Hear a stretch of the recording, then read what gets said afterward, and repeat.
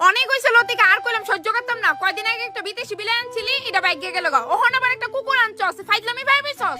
এটা ঘরেই থাকবো মা, আর কুকুরের দুধ বেচে অনেকে কত বড় লোক হইছে জানো নি। এটির লগে মায়া লেগে গেলে আর ফোদাই দি সাইরা জায়গা যাইতো না। আমি কথা দিতাছি, দেখো আমি এটার অনেক খেয়াল রাখো। না কইছি না, প্লিজ না মা, আমি এটা লেট্রিন থেকে ধইরা সব পরিষ্কার করব। এবার কে এটারে খাওয়াবো প্লিজ মা, এটারে রাখতে জেসাটা কর। আমি আগে তে কই দে, আমি তাত নাই কিন্তু। ওয়াও, তাই এমন সামার এটার গুয়া আমারই সাফ করা লাগে মুতো। এমন কি খাও না আমারই দিন লাগে। মা শরীর অ্যাক্টিভ থাকে বুঝছো, দৌড়াদৌড়িতে থাকলে, কাজে কর্মে থাকলে। এই সকালতে বয়ে থাকতে দেখছো স্নেক বারো না তো শোয়া থাকতে দেখছো।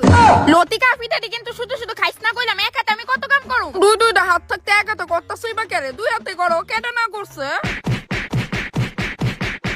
পেট খারাপের ওষুধ আনো আসি, দে খাওয়াই দিবি কইলে মনে কইরা। একটু দেখো তো এই ওষুধটা ওইনি খাওয়ার লাগে।